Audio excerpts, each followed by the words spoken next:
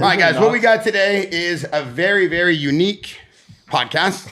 What we wanted to do was figure out a way how to bring you guys some of the most dynamic MMA talk in the game. So we all know one of the most technical analysts of all technique when it comes to analyzing that technique. Wayne, really, in the middle of the monologue? Thank you, brother. So we all understand that technique analyzed by an analyst is very important. So we brought in the one and only TJ Dillashaw. No headphones? And then we brought in one of the toughest guys in MMA right now. Everybody knows he's a dog. He's always fight ready. He's considered one of the most elite. Even the MMA team, the MMA news, the MMA commentators, and the UFC themselves at the UFC PI of the UFC of North America say he is a dog. Ladies and gentlemen, Dan Ige. Let's go! And everybody understands that there's multiple coaches in the game, and everybody could coach a player to coach a game if you want to coach a player to win. But you got to have a coach who's understanding that winning is more than just winning, and it's understanding the player. And that's something I learned from him the first day I met him. Everybody has to be coached differently to their techniques, to their pluses, to their minuses. TJ, you always touch on that. Ladies and gentlemen, one of the greatest coaches in MMA, Eric Nicksick! Coach. Thanks for coming down, boys. Bro, thanks for having us. And that's it. So I just want to make sure the audience knows that today we're doing something a little different. I love it. Rampage slept in because he'd been kick streaming and beating up kids at bars. I've seen that. I mean, all the kids are above 18 for anybody out there who's wondering. But, so we told him, you know what, sleep in, champ. Today's your off day. Take a siesta, pal. Yeah. And so I just wanted to kick this off with, Ige's, you got a big fight. You had a potential early stoppage, your opinion of that stoppage, what it takes to get stoppage, the celebration, being happy, back in the win column. I kind of want to touch on all that. And then I want to let TJ kind of break down what he saw, what he didn't see, and what he liked. And then from there, we'll just kick this off. Sure. Yeah, thanks for having me. In the moment, I guess there was no controversy in the moment when it happened because I've never seen Sean Woodson shoot a takedown in his life and essentially just grabbed my leg and was holding on. So I did what I was supposed to do and just kept hammer fisting him and they're heavy shots too. Like I wasn't like just touching his head. I was hammer fisting him pretty hard and ref stopped the fight. In the moment, I didn't see controversy because the crowd erupted. There was no one booing that it was an early stoppage. But then when I went back, saw the press conference and, read the comments online. I believe the commentary plays a big role in that too. It's like early stoppage. So everyone jumps on like what one person is saying, like DC or Rogan, or they kind of grab onto that and then they formulate their own opinion based on it. And I understand it. I get it. Like the ref probably could have let it go a little longer. But there was a ton of time left on the clock and I was full of energy and I would have probably just kept hitting him more. I mean, that's what I think. I feel like the end was inevitable, right? It wasn't like anything was going to change in the fight. You won the first 2 rounds. You're about to finish him in the third. Yeah, I do believe it was an early stoppage, but the end was near. For sure. Like, that left hand you hit him with was on the button. He was diving in on shots, holding on to legs, being desperate. I feel for him to have an early stoppage. No one wants that, right? We're all going to fucking be bummed out. We all want to win at all costs. I'd rather get beat the shit out of rather than a fight stopped early, but the end was near, man. And especially with the power you have in your hands, too. Essentially just robbed me of a bigger, better finish, but it is what it is. We got the win and just moving on. Did your job. Yeah. Absolutely. Coach, you want to kind of break down camp for people at home, not just Ige's camp, but what it takes for kind of a UFC fighter in today's time right now with how competitive these divisions are, what it takes, because then I want to hear TJ's opinion on that camp. Sure. The one thing as a coach that's such a luxury is having a guy like Dan Ige that you don't have to really coach the small intangibles. Those things are already covered by what he does as a person, So I think that allows us to work on things that are a little bit more deep into our repertoire, if you will. You don't have to worry about his weight, what he's eating, stuff like that. That's always a relief, and we see that obviously even in the Diego Lopez opportunity. When you have a guy like Dan who's constantly in the gym, constantly training, when a crazy opportunity like that arises, you feel comfortable with your athlete going out there to do that. So this particular camp was different in a lot of ways, I think, because of the height, So we were fortunate to have Sadabu C and Brian Battle. So Dan's sparring welterweights this whole camp, But it wasn't much about the size. These guys were great teammates, but it was about getting through the length. And then, credit to Dan, we sat down and kind of broke this opponent down and the approach and how we wanted to fight the fight. It was really 2 game plans. It was the footwork on the outside and how to attack the shoulders rather than straight line linear where this guy was going to be long.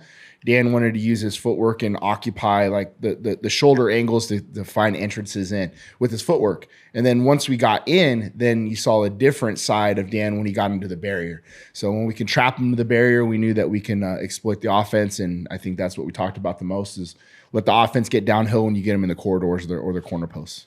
I think that's an amazing game plan. And something I caught in the corner you did in the first round I was really impressed with was that you had him start punching with Woodson rather than trying to just like defend what he's punching and then set up your own setups. I heard you say that to him, and then you came out in the second round, hit a nice overhand right while he was punching. You know, catching him while he's also closing that distance, let him do the job for you. I thought that was fantastic as well. Yeah, I think for me, when I noticed that Dan didn't respect his power, what was coming at him, I was like, hey, let's not allow him to dictate the pace because you can get, the term snake charmed. You can just sit there and watch his feints and watch his movement and all that other shit. It's like, dude, don't even buy into that. It's not even bothering you. And knowing him, he's going to walk right through that shit anyway. Yeah. So let's start intercepting his combinations and punches. And that's where I think Dan's is most dangerous, is coming over top of shit. Yeah, I haven't watched much of Woodson's fights before that. But in his other fights, did he show any power? Because I know it seemed like he was afraid to exchange with you because of the power in your hands, right? Like he didn't want to sit there too long. He was like picking his shots, running away. Like in his other fights,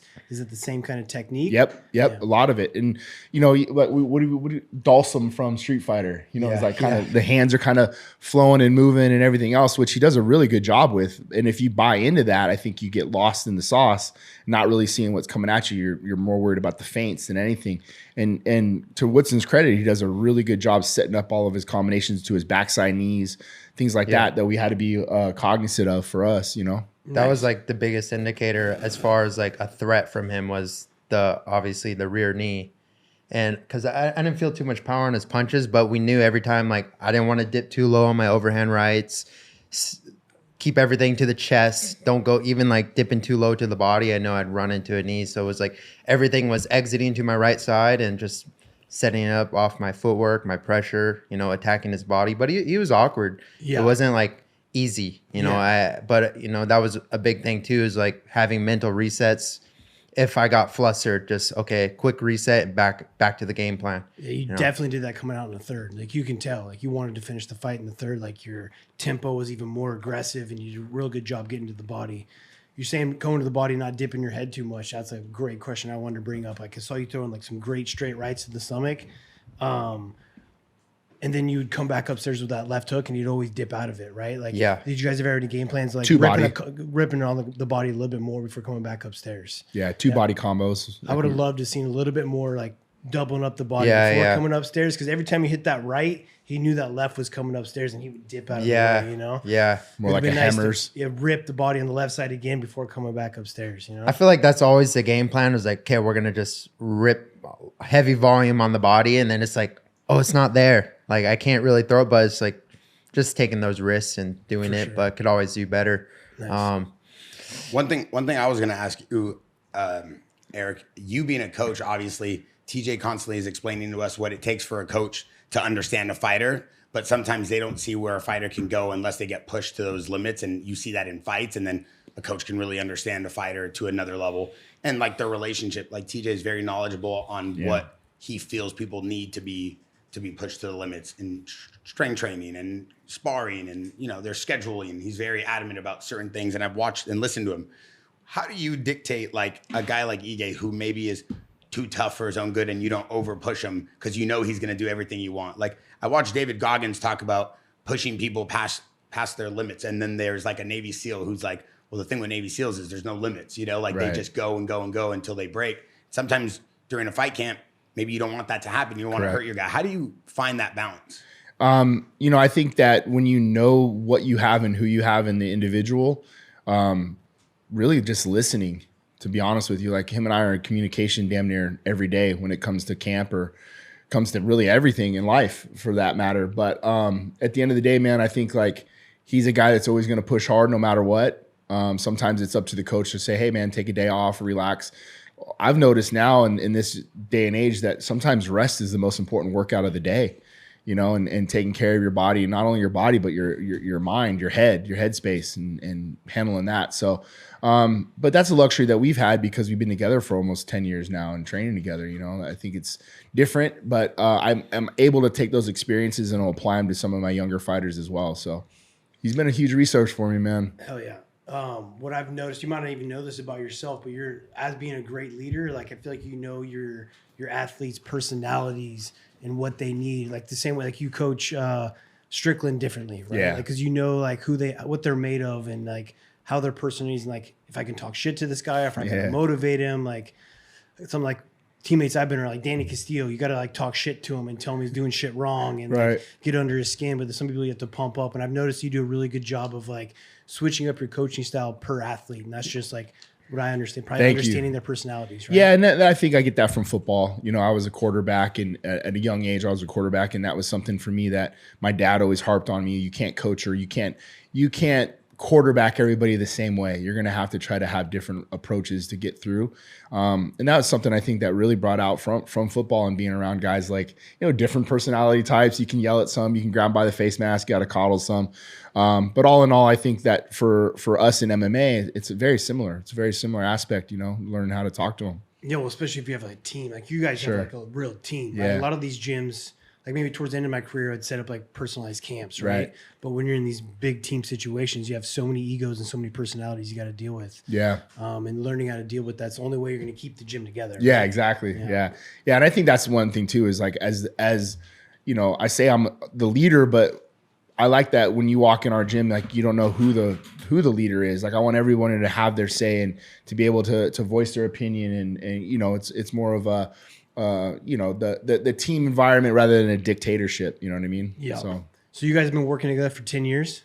Yeah, just about, yeah. And you guys met each other in Vegas? Mm-hmm. Yeah. Where were you training before that? In Hawaii. I flew out. Actually, I did a couple camps, like 3-week camps. I'd fly out from Hawaii and like stay with Brad Tavares, sleep on his couch.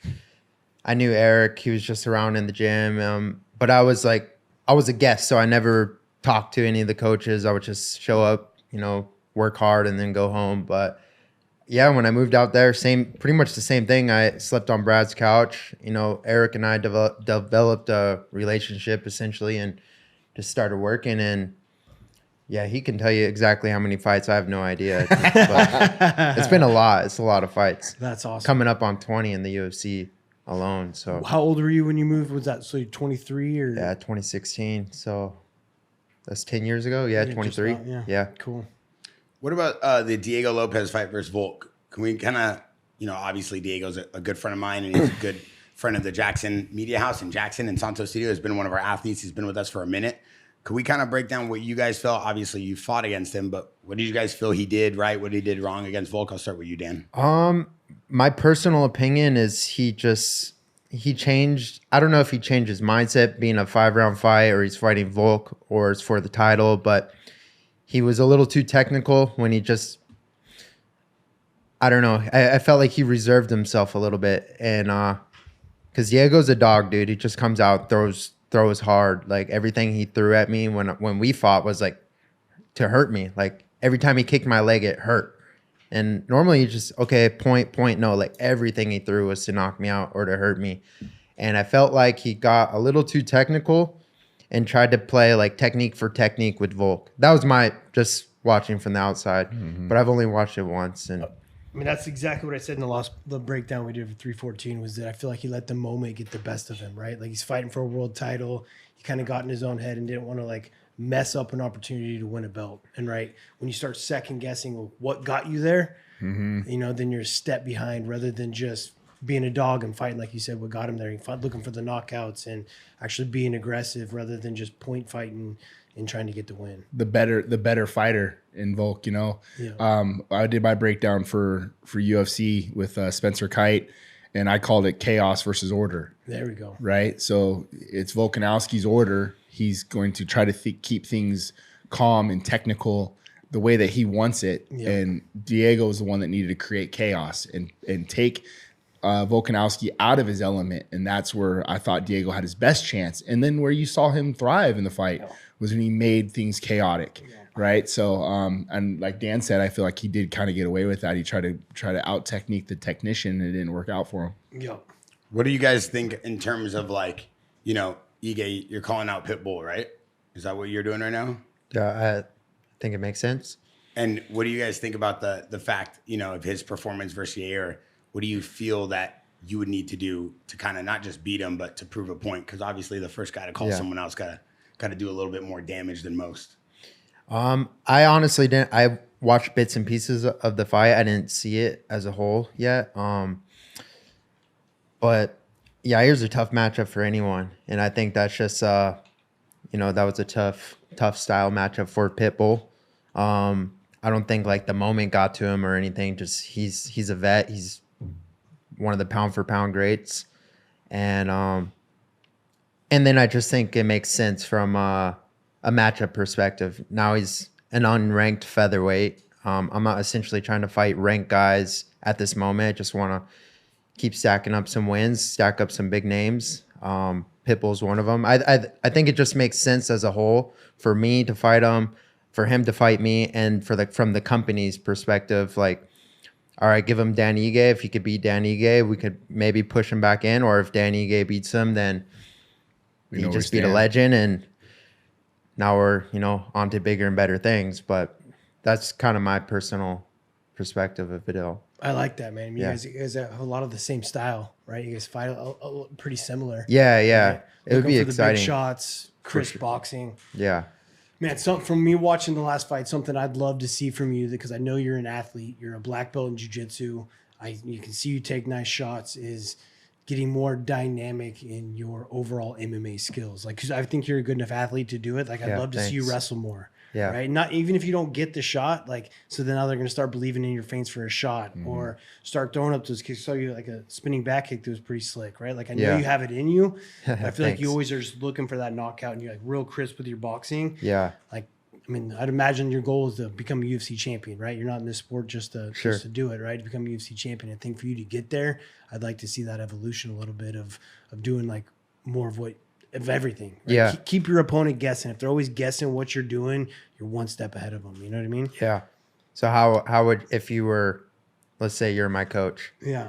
and we're going to formulate a structure of training, how would you kind of input that for me to develop that and work? I mean, I feel like we touch on everything, but I definitely agree with you. Yeah, I know he's teaching you the system. I know he's got what he's done with all the guys in the system he teaches, and the techniques that I hear you say in the corner, even knowing the Bang Muay Thai system and all that stuff, and knowing our tricks. Damn it! I remember I was coaching against Archuleta, and I hear like the same side kicks. I'm like, fuck. Like, he sees what I see. You know what I mean? So continuing to do those Dutch style drills, but turning him into like a lot of live drilling, to where it needs to be a full MMA drill, to where you're doing your punches to your fit-ins, which a fit-in's like a shot, maybe not finishing it, and then doing it to where I'm hitting these punches, hitting my favorite shots to my takedown, having my partner do technical escapes, to where it's like 70%, 60% live. Situational. Yeah, situational stuff, and really kind of getting those more like not 100% sparring, because you can only do so much of that. Sure. But more technical aspects of,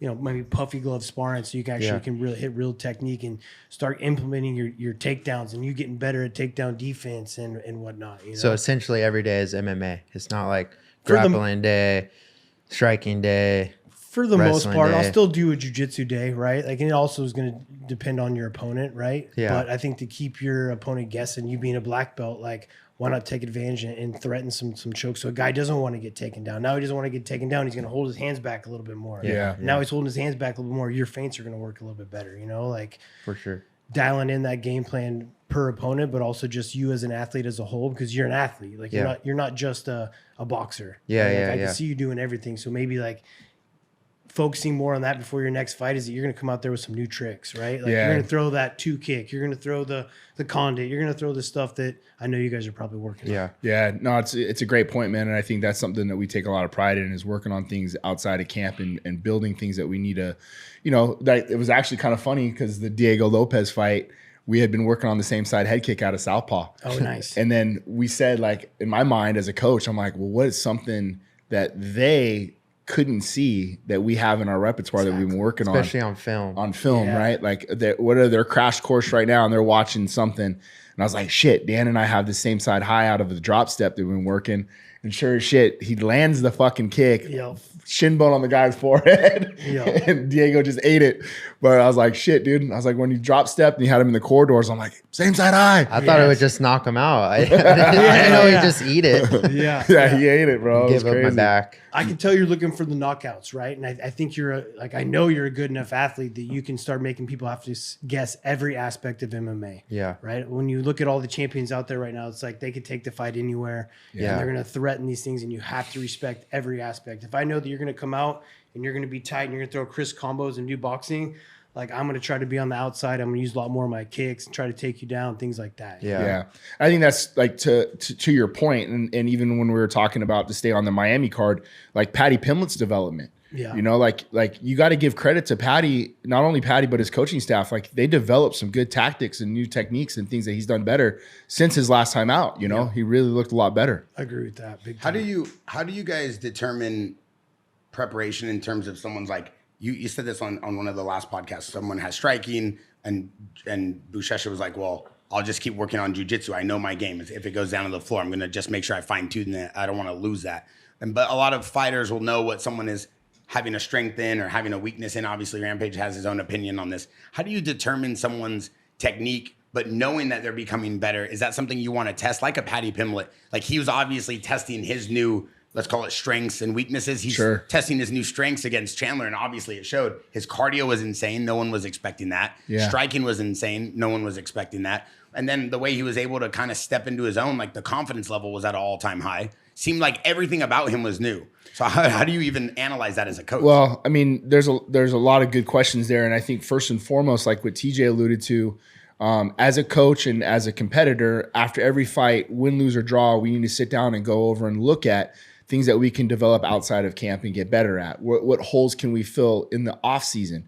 That's super important, because if you're still coming out and putting the same thing on tape and you're not really developing new tactics, techniques, and procedures, then we're missing the boat, especially in a 8-week off season, right? I think there's a lot there. So when Buchecha being who he is, and he's not going to learn anything new in jiu-jitsu that's going to take him to a new level.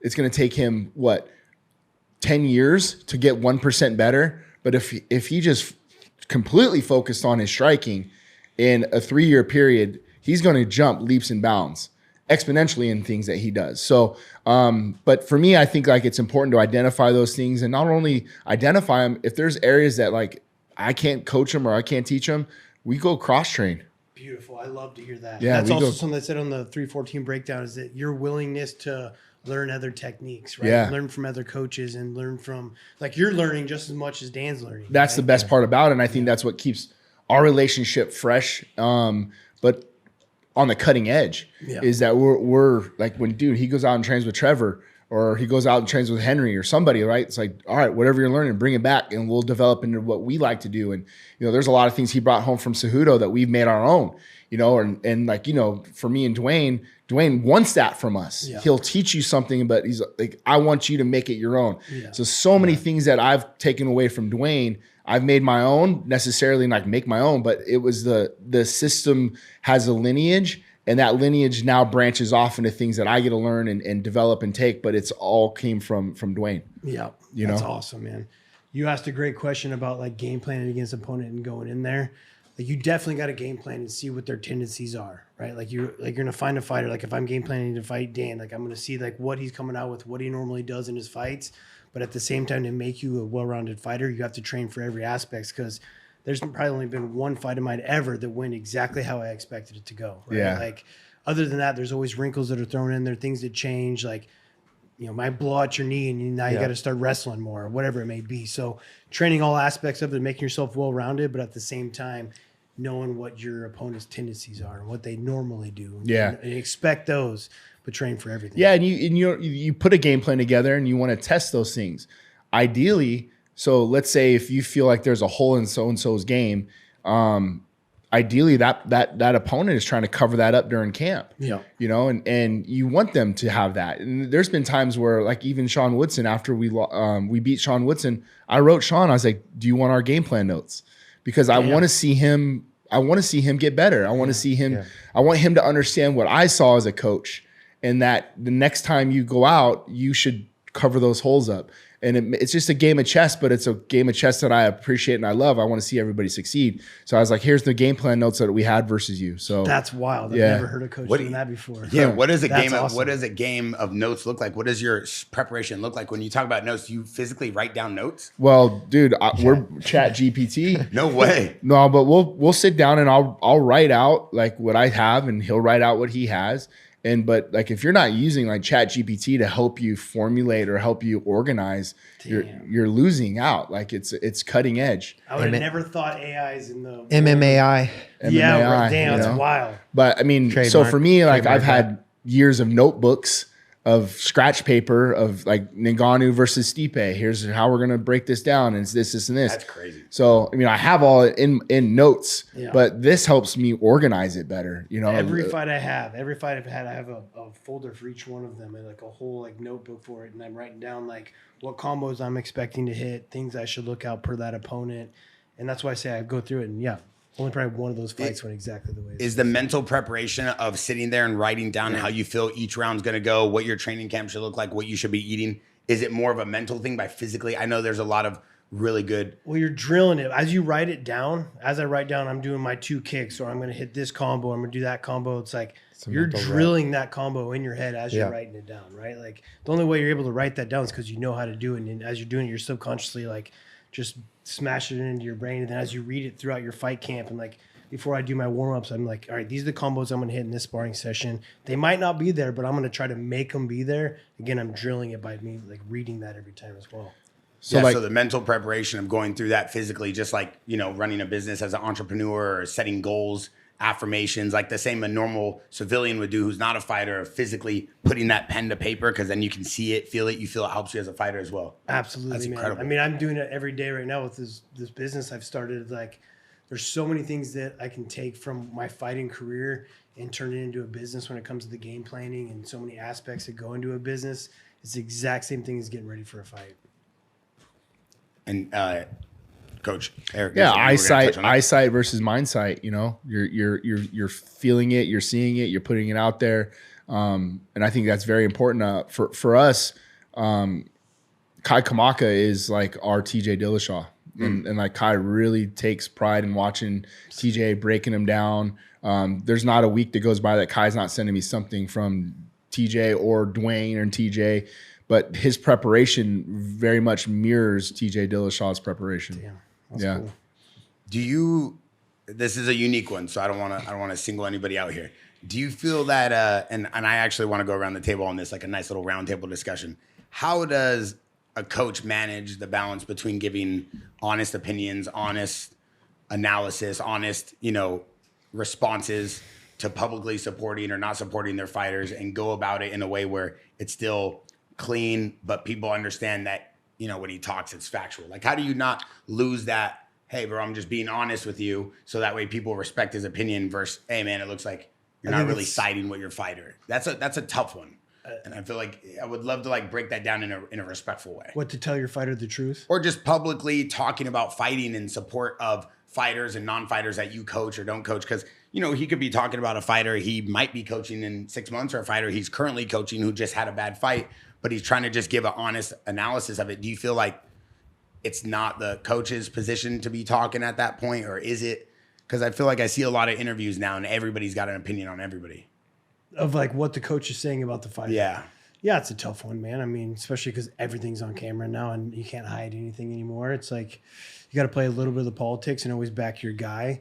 But even like I think even more so telling the truth to your fighter too. It's like, understand the personality of who he is. And if he's going to hear this on camera, is he going to get mad about it? Or have you guys already talked about it? He's expecting it, you know? Yeah. So yeah, because you're very vocal about people maybe becoming champions or not becoming champions. You're very vocal about the way people put together their training camps. You're very vocal about the way people fight and don't fight. And I mean that from a respectful way, because I feel like, shouldn't a champion or a coach should, be able to say what they want to say. Well, I mean, I know we're talking about the Strickland situation. Well, no, I didn't want to say it. It's okay. Because honestly, I don't want to make it about that, but that's a good example. I just don't want it to be about that one. No, it's okay. Like in retrospect, the timing was probably not correct on my part. And the wording was probably not the best way of describing what my feelings felt like. I think that, when people know me, the guys that really do know me, and I've heard like TJ talking about what he felt like, hey, Eric, I know where Eric's coming from with this. DC reached out to me, Bisbing reached out to me. They knew where my heart was. And I think when people understand that you're on a 19-hour flight on a however many different time delay, I shouldn't have never taken an interview. That was my fault. But when I look at the situation, yeah, man, I care about Sean and I cared about the results. I really take the consideration of us fighting for a title very highly. And it's not every opportunity we get. We just don't. We don't have those opportunities that come by and you get to fight for a title. So I take it very seriously. And I know looking back at it, like Sean's reaction about losing was just Sean's way of deflecting the situation. And that should have been me being better about my guy. Knowing Sean, and Sean's always been critical about any fucking person on TV or says what he says and how he is. I should have been a better person in knowing that, like, I got to protect my guy in that moment. But what I said was true. What I said was from the heart, and I care about him because I know how good Sean is. And it just wasn't the performance that we needed. I mean, me knowing the game, that's how it came across to me. Right? Yeah, like, exactly. In the moment, it's like you cared so much about him, and he's just like not listening, not doing what he's supposed to do in there, and he's like shutting down. That's obviously going to bother you. So I knew it came from love, but like maybe from the untrained eye. Sure. But TJ, you also brought up a really good point to his coaching and his style. As you said, when Eric's giving people advice in the corner, sometimes it's like the calming effect. He's like not really telling them things about what to do, but more about keeping their head like kind of in the game. Yeah. Maybe I'm not saying it the right way, but no, you are. And then the other time it's more of like, hey man, this guy keeps doing the same thing to you. And if you're not going to change it, we're going to lose this fight. Like, is that what a fighter wants to hear in the corner? Or is that just like a personal touch from a coach? Well, that's him knowing his fighter, right? Exactly. Like Ige brought up a great point earlier in this podcast about the guy that just fought Volkanovski. Diego, sorry. Diego's a fighter, right? Like that's a guy you might just need to motivate to like, let's get this fucking done. Like maybe not so much like of a technical breakdown, but then you might have a fighter like me and Dwayne to where it's like, I want the technique. I want you to tell me what you're seeing. So knowing your fighter and how they take in information is massive, and how you're going to either motivate them to get the job done, if that's a technical talk or if that's a calm yourself down or get yourself going a little bit harder, Yeah, I've probably spent more time on the stool with him than anybody. So I mean, anybody knows me, it's Dan. I just want to touch on something. I feel like sometimes in the moment, there's nothing a coach can tell me that's gonna change. You could say, dude, if you knock this guy out, you're gonna get $1 billion, or your family's life relies on this. Yeah. It's not changing my motivation. I'm trying my absolute hardest, and I just can't solve the puzzle in the moment. Yeah. So are you more of like receive technique over emotion?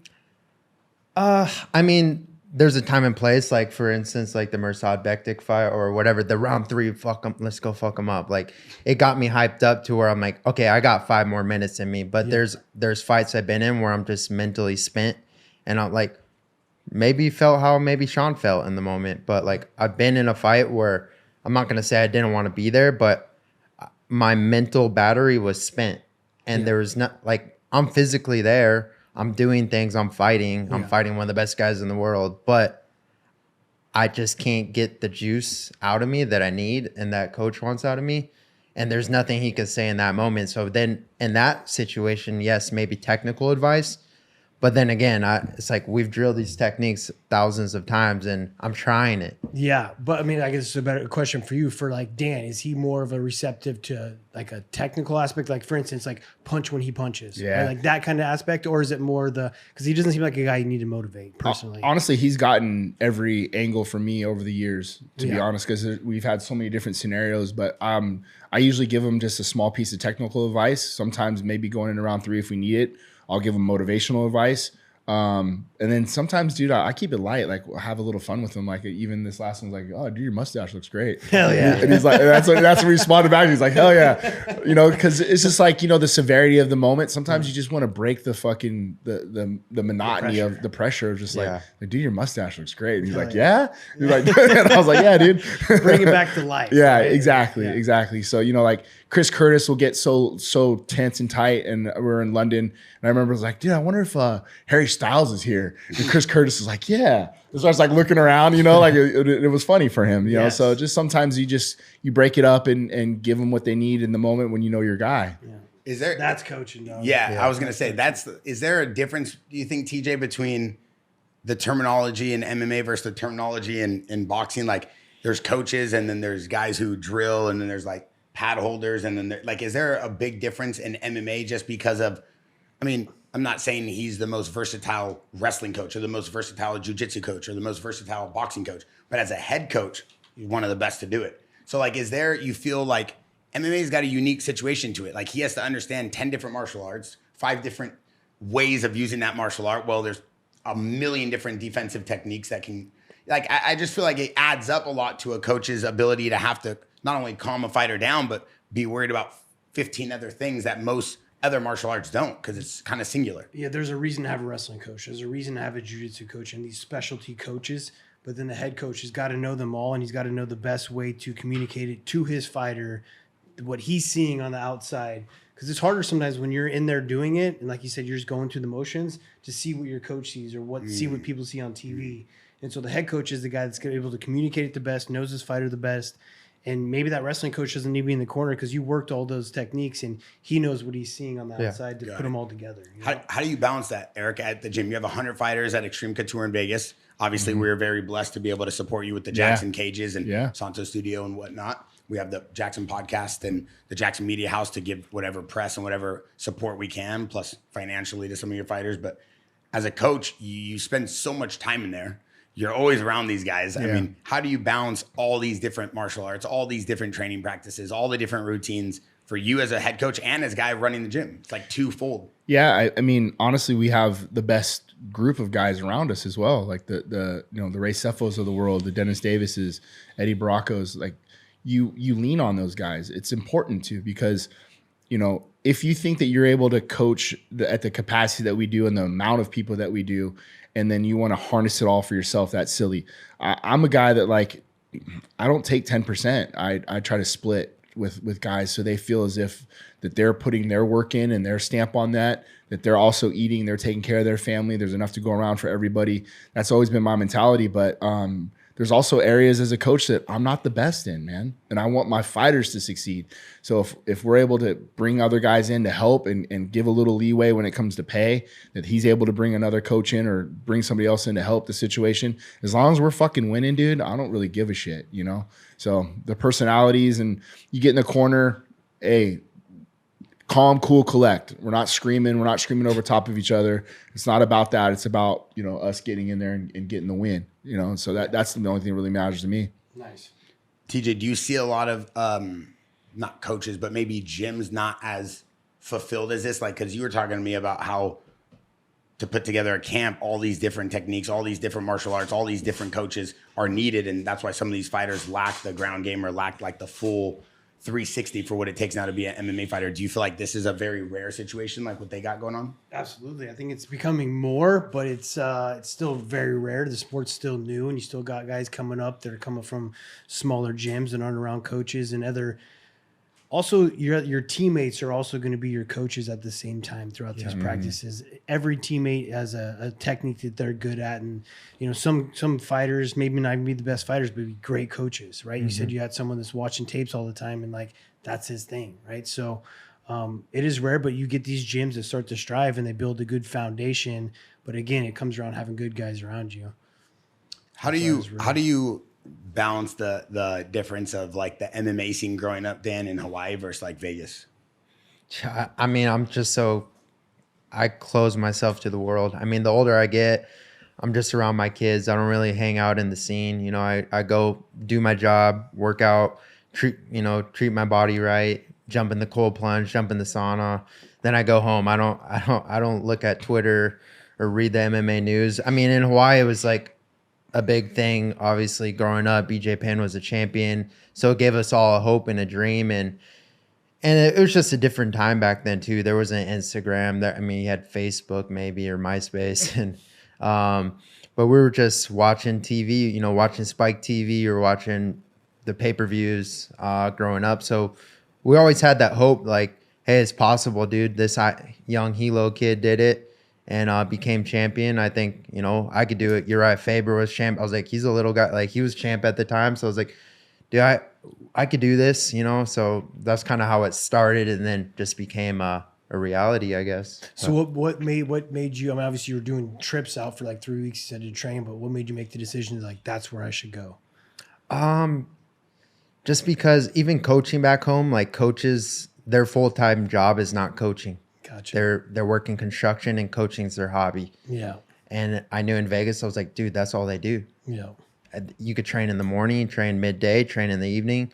Back home, we trained at 6 p.m. That was it, because everyone worked, including myself, working construction, and then get off work and go train. Yeah. But in Vegas, I go out and we could train any time of the day and like live that life as a professional athlete.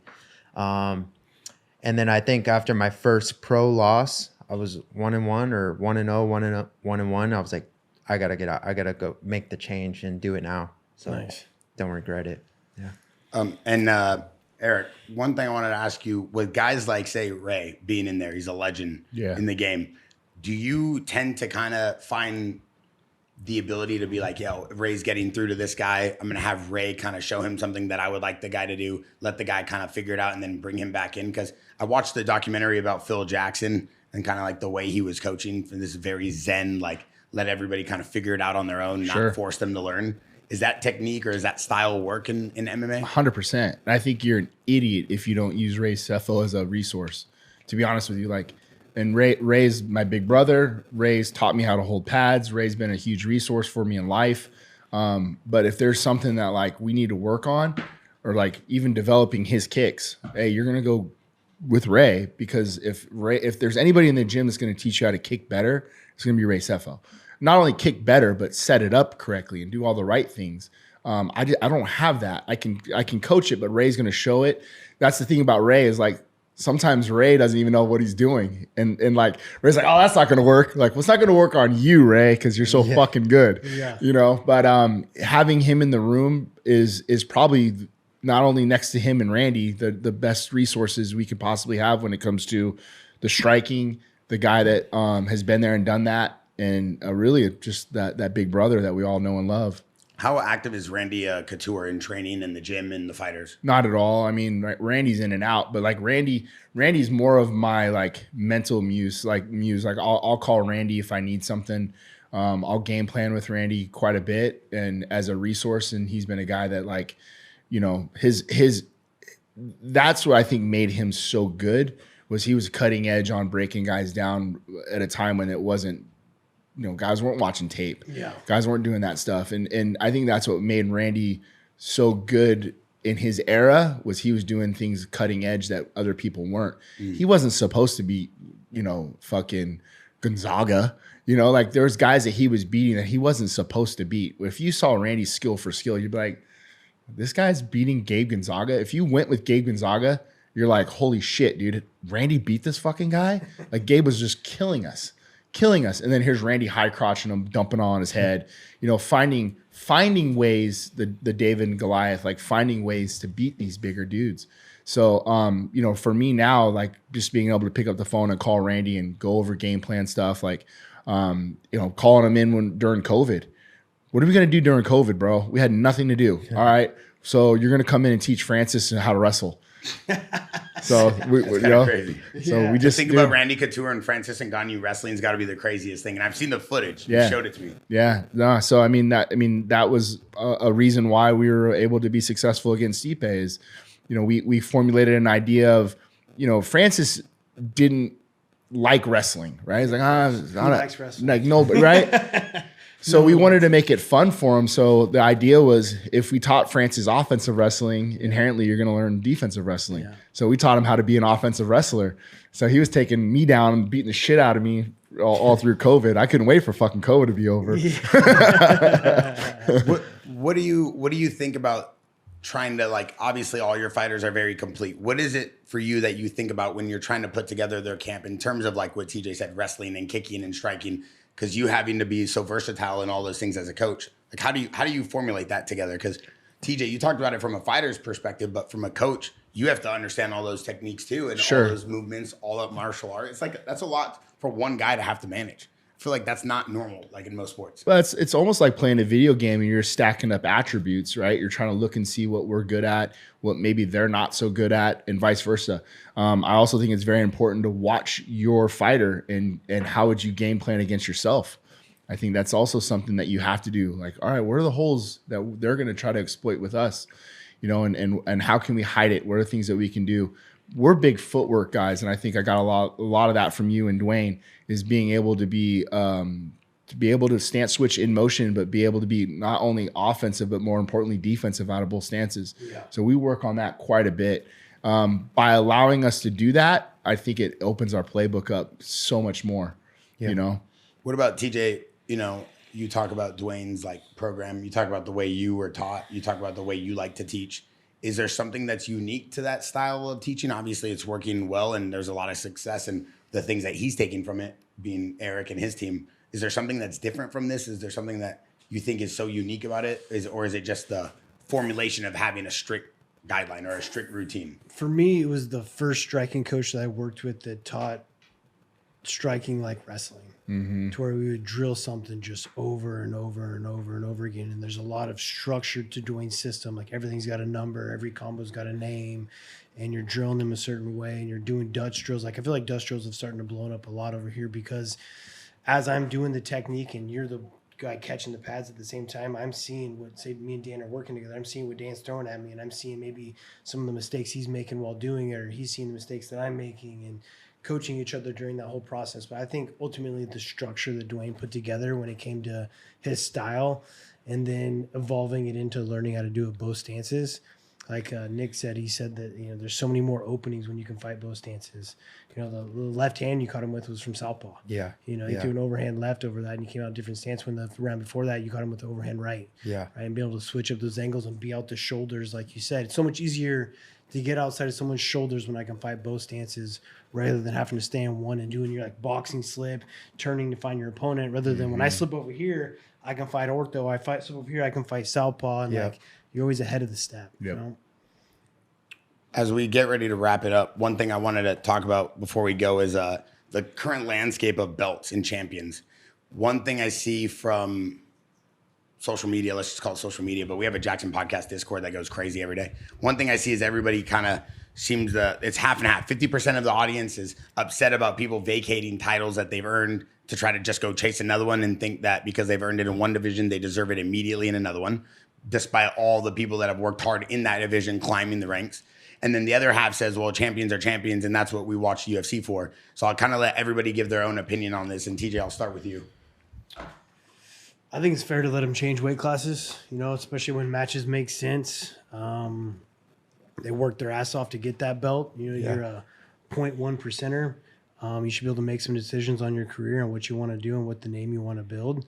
And guys can come in and take the belt that's not there. I mean, it's kind of up to them. And it's all about building your name and building your brand as you're getting your wins. You know, like you said, you got robbed from getting a better finish. I agree. Yeah. I think you could have got a bigger finish and maybe even a bigger statement on your win rather than you just getting the win. Right. So like, not only did Woodson feel robbed, so did you. Right. Like you could have put his lights out, put him face down on the mat, and like that's a bigger highlight, and it's gonna go on to the next making bigger bucks. And this career only lasts so long. So I think you let the guys jump weight classes and make the money where they can.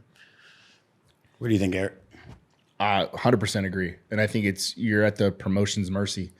So I think if you move the needle, you can sell, you can do all those things. They're gonna make exceptions to the rule, you know. So and that's the main thing.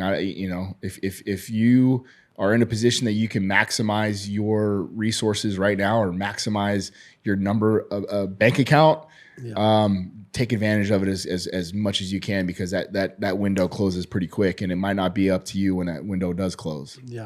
What about in terms of calling someone out for a fight? Do you ever advise your guys on who to call and who not to call out? I stay 100% away from any of that stuff. It's not my job.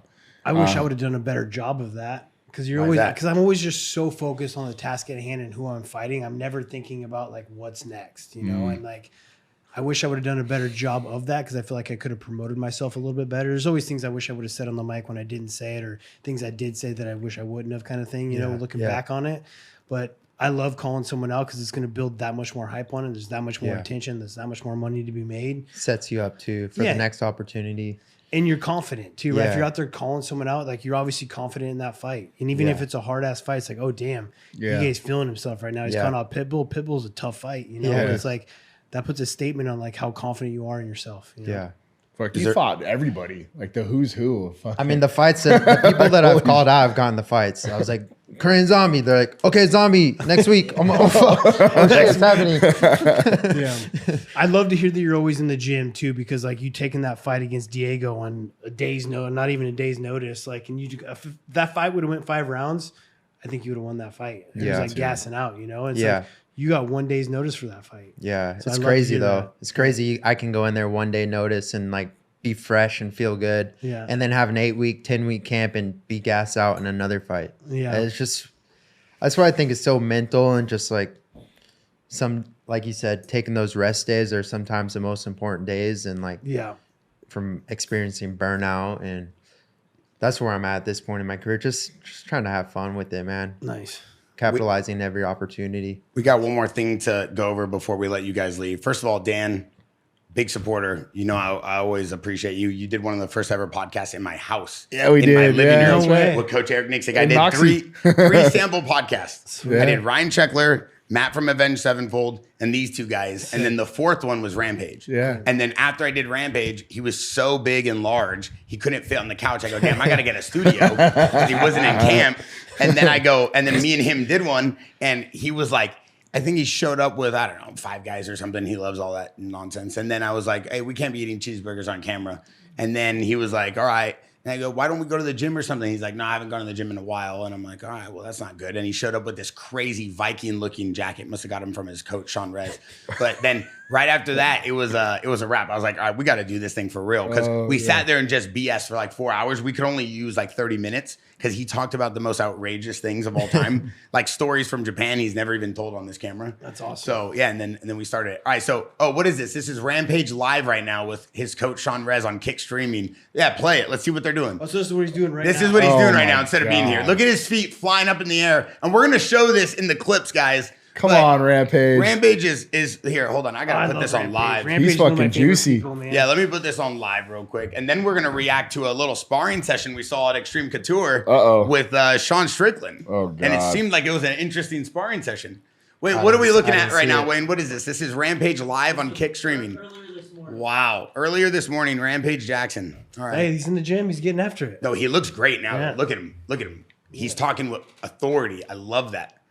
Rampage Jackson feeds his... And I have one more move for TJ to break down on this one. Oh, this is an amazing move for TJ to break down. I don't know what... So, TJ, do you mind breaking down this? That's just calling being big and strong right there, man. Soriano right there. Yeah. What Arona. would you say is going on right here? This is Rampage Jackson in a gi. That belongs to Verdum. Let's see if Verdum answers. This is Rampage Jackson in a gi doing jiu-jitsu in a blue belt. So that's called the Ricardo Arona. It's a unique technique, Eric. Yeah. I'd love to see that Rampage has got his gi on. Yeah. That's amazing. I'm surprised they make a gi that fits Rampage. All right, so here we go. We got Sean Strickland with the Captain America in the Jackson cage. In the Jackson cage at Extreme Couture in Vegas. And then what are we looking like? He's sparring Nick, the influencer? Yeah, this guy had to hit up Sean a bunch, I guess. And he's like, dude, can you make sure you pull him off of me? Yeah, it's one of those situations where I guess this guy you're telling me Nick asked you to make sure you pull him off him? He goes crazy? Yeah. Wow. So TJ will and Dan obviously they understand this. There's a level of delusion, I think, when you want to come in here and do this kind of shit. And there's a part of me that's like, hey, you need to understand that these motherfuckers can end your life on a moment's notice. You know, and I also, and this guy was not disrespectful at all. He was actually a really nice guy. But when you ask for this, I think it's important that you show them that, you know, there's levels to this ass whooping you're going to get. But do they come in trying to really actually hurt Sean, or they come in thinking Not this guy. This guy was actually really nice, man. He was cool. So what does Sean think he's doing here? He's just going to prove to them that, hey, this is not a game. This is what I do for a living. Sean told him about 5 or 6 times that, dude, like, no, like, I'm not doing it. But the guy kept like bugging Sean and then like started like kind of poking Sean. And Sean's like, all right, motherfucker, if you're coming in, like, it's not to do a circuit train. Like, we're not circuit training. I'm fighting you. Like, I'm going to beat your fucking ass. And he still wanted to come. Yeah, yeah. And I mean, I get it now because, like, this guy wants views and this guy look wants... at the headline. I fought Sean Strickland. Right. And how many views did it get? Do you consider this fighting? Or No, what is this is not fighting. This is getting views. Got it. You know? And is oh, my God, the head kick. Oh, yeah. Sean elbows him. So Sean's throwing an aggressive wild left. Then he's looking for a knee. Right. He wants to throw it so bad. You can see him winding up. He's controlling him. Doesn't seem like... He just wants him to quit. Right? Yeah. He wants him to quit because, like, to prove to him that, like, look, this ain't a game. And this ain't a game. The more that fighting's on TV and the more that it's on social media, like, you got these guys that, like, think that they can do it, right? Like, it's like... Is that Curtis Blades? This is a reality. Curtis is laughing. Oh, Adam, that was a nice head kick. I'm like, get the fuck over there. Oh, oh my God. And Eric, are you feeling that anytime you needed to jump in? No, I knew Sean was. If the guy fell down or dropped, that's Sean's telling him. He's like, just quit. Yeah. This can be done when you quit. Is Sean in fight shape? No, fuck no. Look at him. Oh, Eric, did you toss him? No, I just didn't want him to fall out of the cage. Okay. That was going to be a liability. So if at that this point, cage it's goes over, or does he want to keep going? He said, I think he says I'll go a little bit longer. said I gotta go again. When did go again, Sean yeah. decide to throw that right hook while the dude was laying on the floor? Because I heard that one. I have through the no camera. idea, bro. That one hurt me watching. Like I'm not happy about any of this, right? Like you don't want you're this in your. amused. It's just like I was saying. Like people just don't. It's like you fucking go to the zoo and you want to jump. You see people jump in the lion's cage. Like you know what's gonna happen. Oh, to you, that right? Sean Like, wants to go again? No, he wants to go again with Sean. Why does he want more? I don't think he got his lights put out enough. And then Chris is telling him this is a bad idea. yeah. I mean, it's good for the sport, man. It brings eyeballs. Right? It does. Do you ever allow like the influencers or the people to come in there and just mix around with you guys to learn, or no? I mean, this guy, I think, thought that's what had he wrote me and said, "Hey, coach, I'd love to come in and get some work." 100%. Like that's like what even what TJ's saying. Like you want people like this to bring good eyes to the sport. Yeah. You know, and show them a technique or two and let them have fun or whatever. But this turned into something different. Oh my God. Oh my God. Sean's not playing games at this point. The kid's out, right? Game's over at this point. Yeah, that was it. I was All like, right. dude, we've seen enough. Yeah, look at that face. That's awesome. Yeah, so it seems like there's a lot of good coming out of the camp. It seems like you got a good control of all your boys. Yeah, that's probably not the best example of any control at all, right? like everything- not even kill it. Yeah, close. you didn't kill him. It's a lot better than the sneaker one. Bro, we have a lot of fun. Yeah. Like, and I think that it's the best part about our gym is you can't explain the camaraderie that we have. That's what I miss the most Yeah. about not being in the gym right now and fighting is just the camaraderie you have with your teammates and the fun that you have, right? Sure. Like, yeah, we're training to kill each other and get the knockouts and be 50K gay, right? But ultimately, like, I miss that. You know? Just the brotherhood you create while being in there. There's no better feeling in the world than pulling up and seeing your best friend pulling up next to you, seeing, you know, what we've grown together. Like, you know, before he had a car, even out here, we're driving pieces of shit. Now we got like $100,000 cars. Like just seeing the way that like we've grown together, right? Yeah. Like that shit's important to me. And not only just for Dan, but the rest of the gym and the team that we're bringing these guys along with us, and guys are becoming more and more successful and having the opportunity to take care of their families and growing families. That's what it's about, man. You know, like the wins and losses will come and go, but these relationships I think are something certainly different. Like this dude was fighting in Miami. He had to fucking start a GoFundMe to get his opponent out to even fight him on the regional scene. No, my opponent had a GoFundMe and I donated. Oh, that's what it was. I had $100 to my name and I gave it to $100 him. to his name, bro. Just to get him there.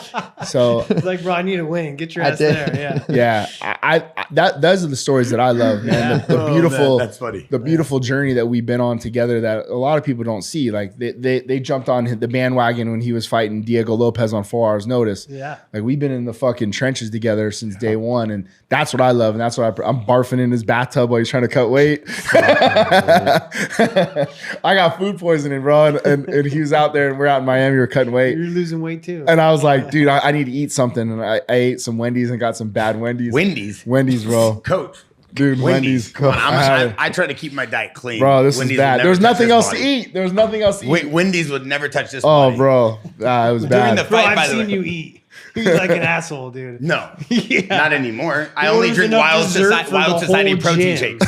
Wild Society protein shakes and the caveman jerky. TJ, I'm Sure. not going to give him a plug right now, but I'm going to plug this. He has the best beef jerky I've ever had on planet Earth. What's he doing? I don't know. It's like sea salt from the Himalayas. It's just it's grass. Not kidding. It's grass fed. So it's grass beef primal jerky. cuts. So Oh, they hell get yeah. grass, they freeze Nice. it. No, we take like the Beef primal tallow. cuts of it. So It's we your take- company? Yeah. Fuck yeah. Yeah, it's Wild Society, but we take like rib eyes, we take loins, inside rounds, like the nice cuts you want from the beef, and we just air dry it. Hell yeah. So it's kind of like almost like a chip, and then you get some of the rib eyes that got some good fat on it as well Nice. too. Like take it in and out, freeze it, cut up it, and then eat it like chips. I'm all about That's it. what it tastes like. It's I'm all good. about Yeah, it. it's amazing. It's got like 95 grams of protein for one bag. Hell yeah. Damn. During Yeah. your fight, the Wi-Fi went out at my house, and I had me, Coach Bernardo, TJ. I saw it. I saw it. You guys went down. CJ. Oh, jumped bro, in the golf cart? Wi-Fi cuts. So I throw everybody on the golf cart, and we pin it to a bar at the Peninsula in Newport. We go to Cruisers, and everybody was at the house. We were like, of course, we got to watch the fights all Yeah. together. Rampage was, I don't know where he was at. He didn't make it, but me and TJ were doing like a little fight companion on Instagram Live. I'm like, yo, dude, they all thought I was messing around. I was like, no, the Wi-Fi actually went out. We walked into the bar. You would have thought they saw Michael Jackson. The way TJ walks in, place erupts like a yeah. volcano. Yeah. I go, all right, well, this is where we're watching all the fights now. Yeah, hell yeah. Hopefully they'll comp our wings. Maybe Rampage will show up now. Let's go. But yeah, I appreciate you guys coming on. And for the audience, hope you guys understand what we're trying to do. Give you guys some more breakdowns of fighters with their coaches, and then just more breakdown and, MMA analysis with TJ, kind of understanding more of the fight game, keeping the stories to a minimum, but keeping it more about just the fighting so you guys can get a little bit of everything sometimes. And we can bring back a lot of the fighters we've had and kind of give them a different perspective so the audience can kind of get to know now, not just who they are as a person, but their fighting technique, technical talk. I feel like a lot of fighters would actually enjoy that as well. And we are seeing tons of people, thousands of people messaging us. Our Jackson Podcast Discord's at an all-time high. And people are constantly messaging us. Can we learn about this fight? Can you ask us technique, like actual fighters now? So Yeah. the community is building now with real martial artists, which we appreciate. And why wouldn't it? You have some of the best minds in the game here weekly. So we appreciate you guys. Make sure you guys also go check out the new show, Jackson Behind the Brand. You'll see me crash a bike. I built a Scout. I blew it up. I also had a 1967 Shelby Cobra GT500 signed by Eleanor, which I did a spin out on PCH and crashed. It's a very expensive, very rare car that is now being fixed, and my dad wants to kill me. We also do a lot of amazing things, like talk about the new watches. We also see if they're destructible or indestructible by smashing them on Rampage's head. They did not break, which tells you that this is amazing scratch-proof sapphire crystal. And there's other things we do. We drink TJ's protein shakes from Wild Society. We learn how to throw left hooks and right hooks from Coach Eric Nicksick, and we figure out how to beat dogs like this guy right here. There we go. And that's what we're doing here at the Jackson Media House. Thank you guys for watching. Don't forget to subscribe. Let us know who you guys want to see next. We out.